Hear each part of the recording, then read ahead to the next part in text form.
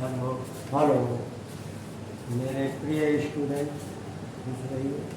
देखिए आज हम लोग सूरदास जी का पर तीन हम लोग पढ़ चुके हैं। आज हम लोग सूरदास जी के चौथे पद से शुरू करेंगे, जिसमें कवि सूरदास जी लिखते हैं। और जरा देखिए यहाँ प्रसंग जो है,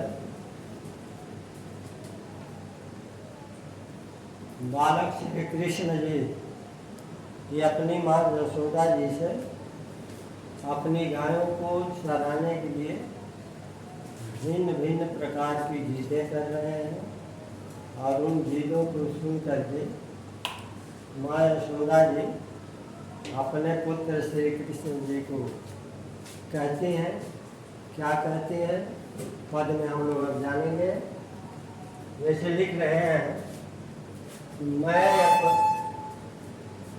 अपनी सब गाय चराए हो, प्रात होत बर कैसन गए हो, तेरे कहे न रहे। अब देखेंगे कि बालक श्री कृष्ण जी अपनी माँ यशोदा जी से जिद करते हुए कहते हैं कि हे माँ, मैं अपनी सब गायों को चराने के लिए वन में जाऊंगा।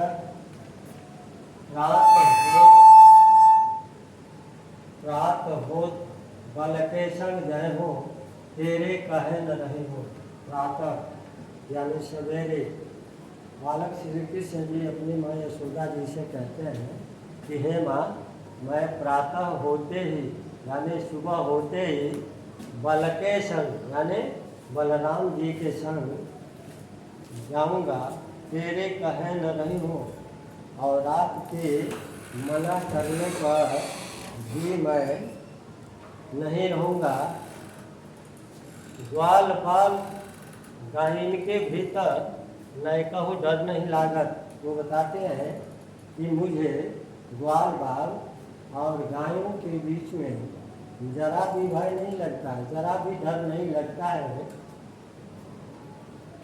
आज सोम नंद दुहाई रैनी रहोगे जागत। जागत का मतलब जागना होता है, रैनी का मतलब रात्रि होता है, और नंद दुहाई ओम मतलब होता है कसम या शपथ। श्री कृष्ण जी माँ यशोदा जी से कहते हैं कि आज न सोऊं नंद दुहाई, ऐ माँ, मैं बाबा नंद की शपथ लेकर के कहता हूँ, मैं बाबा नंद की कसम खा करके कहता हूँ कि आज रात में नहीं सोऊंगा, पूरी रात जगा ही रहूँगा या पूरी रात जागता रहूँगा।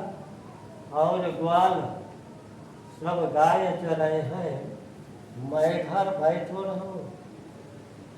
और सभी ग्वाल बाल अपनी अपनी गायों को चराया करते हैं या चराते हैं, और मैं अपने घर में बैठा रहूं, या कभी संभव नहीं है, ऐसा नहीं होगा।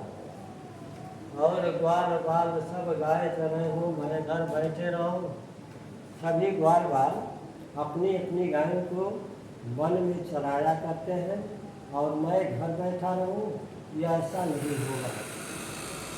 सूर श्याम तुम सोई रहो, अब प्रात जान मैं दय हो। यानी इस प्रकार की कारुणिक बात माँ यशोदा जी श्री कृष्ण की सुन करके श्री कृष्ण जी से कहती हैं, सूर श्याम तुम सोई रहो, अब प्रात जान मैं दे। यानी कवि सूरदास जी कहते हैं कि माँ यशोदा जी अपने बालक श्री कृष्ण की इस तरह की कारुणिक बात सुन करके वो कहती हैं कि हे पुत्र, तुम सो रहो, यानी तुम सो जाओ, और मैं तुझे प्रातः काल जाने दूंगा। अर्थात तुम्हें गायों के साथ वन में सुबह क्या करूँगी, भेज दूंगी। तब क्या हुआ, अब यह जो है श्री कृष्ण तो गाय चराने लगे। श्री कृष्ण जी गाय चराने लगे तो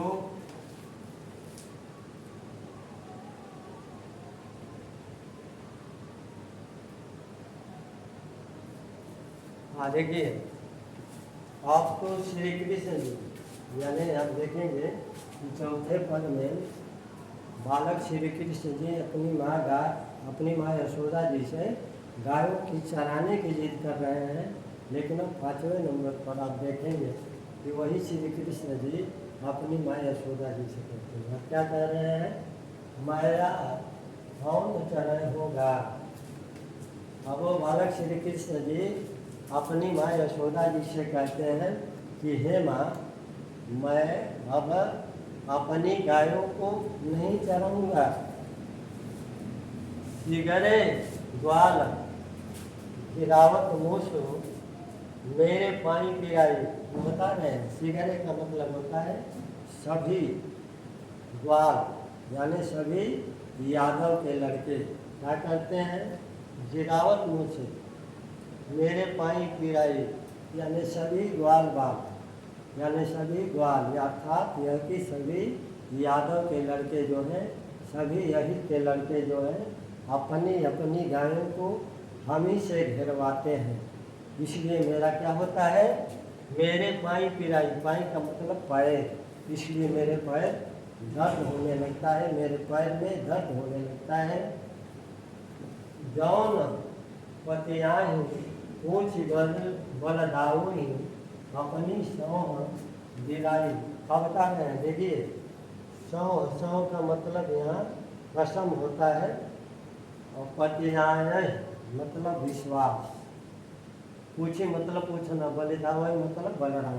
अब वो कह रहे हैं कि जौन पतियाँ ही पूछ बलिदावई, यदि आपको मेरी बातों पे विश्वास नहीं है तो आप क्या करिए, पूछ बलिदावा हो अपनी सौ दीवाई, तो अपनी कसम दे करके, अपनी शपथ दे करके भैया बलराम से पूछ लो।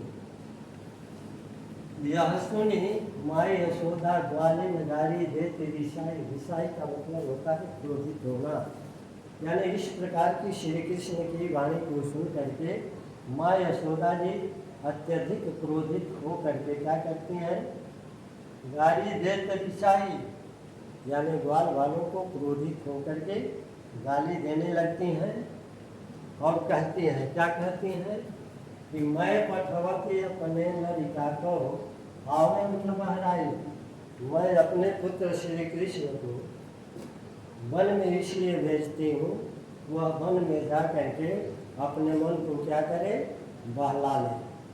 किंतु सूर्य शाम में रवती बालक मानत ताहि निगाई। यानी देखिए कवि सूरदास जी कहते हैं कि बालक श्री कृष्ण की बात को सुन करके माँ यशोदा जी ग्वाल बालों से कहती हैं कि मैं अपने बालक श्री कृष्ण को वन में मन बहलाने हेतु भेजा करती हूँ, लेकिन तुम लोग क्या करते हो, तुम लोग जानते हो। यानी कभी सूरदास जी कहते हैं कि मेरो अति बालक, अति मन बालक तो नहीं छोटा, यशोदा जी कहते हैं कि मेरा बालक श्री कृष्ण बहुत छोटा है और तुम लोग क्या करते हो, मारत ताहि दिगाई, और तुम लोग ऐसा करते हो कि श्री कृष्ण को बार बार क्या करते हो, चिढ़ाते रहते हो। अब देखेंगे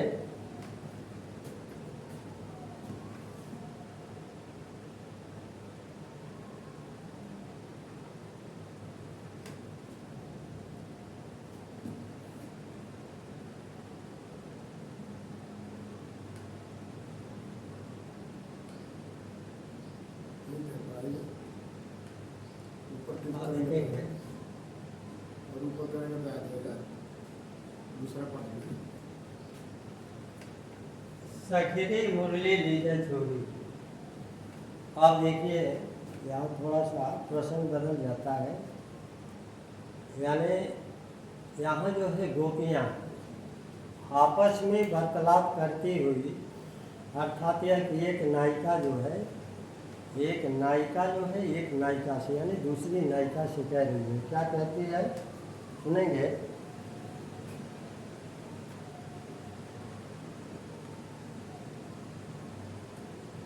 सखरी मुरली दीजिए छोरी, यानी एक नायिका दूसरी नायिका से कहती है कि हे सखी, हम लोग श्री कृष्ण की मुरली को क्या करें, सुरा लें।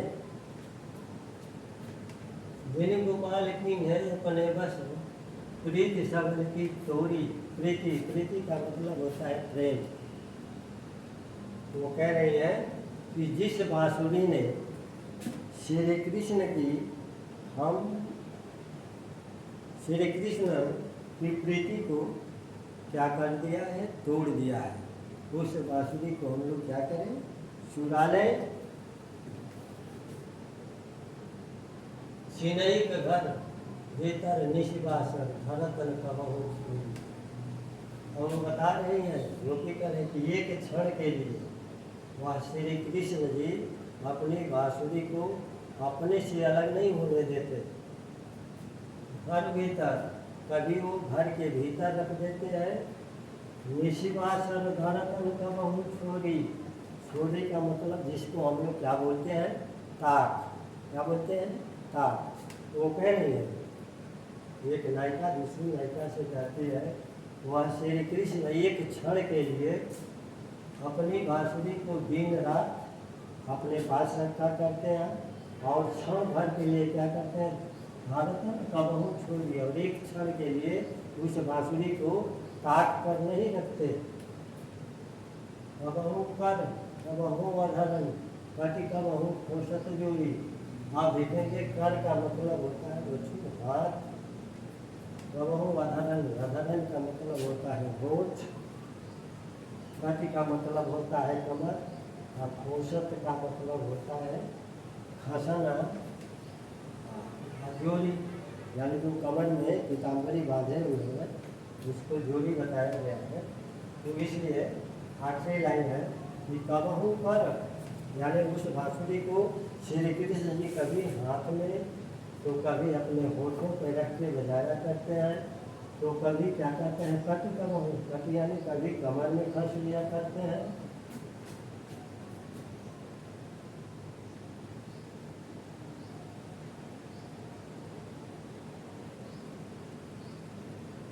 और देखेंगे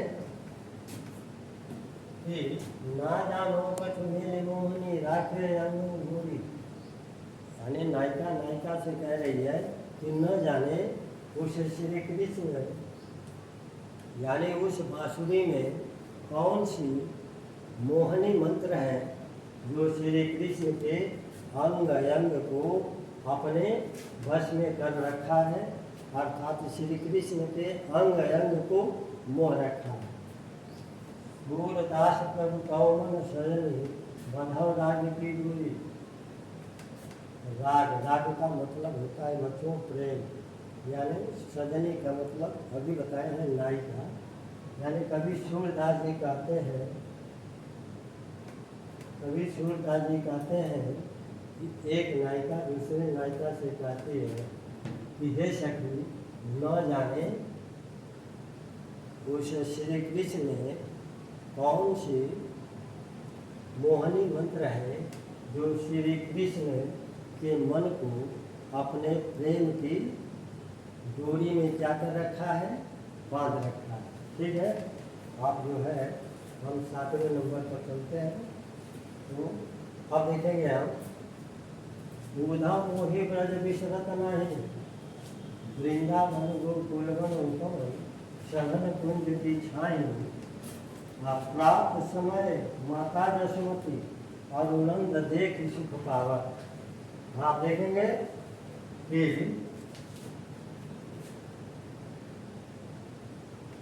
श्री कृष्ण जी अपने मित्र उद्धव जी से कहते हैं कि हे मित्र उद्धव, ब्रज की सुंदरता जो है मुझे भुलाने से नहीं भूलता। इसका वृंदावन गोकुल वन, यानी वह वृंदावन गोकुल और गोकुल के वन तथा उपवन और उस उपवन के सघन कुंज की छाई और घनी घनी छाई, छाहे जिसको आप बोलते हैं घनी घनी उन वृक्षों की छां।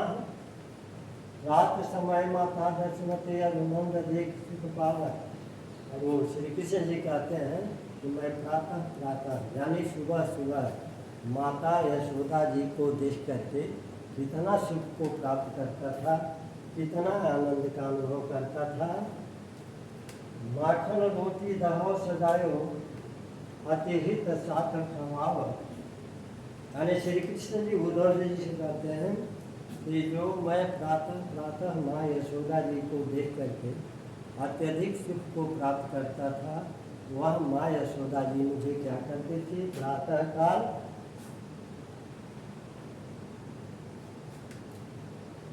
प्रातः समय माता दशमती अनुनंद देख सुख पावा।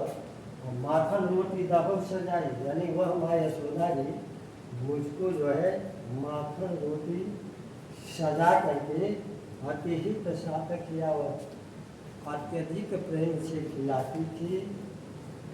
गोपी ग्वाल बाल संग खेलत सब दिन हसत सिरात। सिरात का मतलब होता है व्यतीत हो जाना।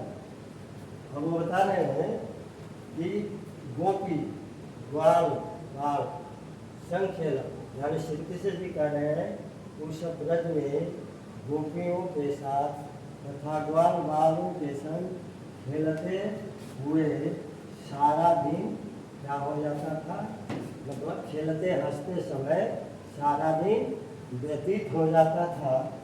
सूर्यदास ध्वनि धन्यव्रत वासी जिनसो हित जलुता। आठवीं लाइन में देखेंगे कि कवि सूर्यदास जी कहते हैं कि एक नायिका बच्चों सूर्यदास ध्वनि धन्यव्रत वासी जिनसो हित जलुता। यानी देखिए इस पद में कवि सूर्यदास जी कहते हैं वह ब्रजवासी, वह ब्रजवासी धन्य हैं जिनसो हित जदता, यानी जदता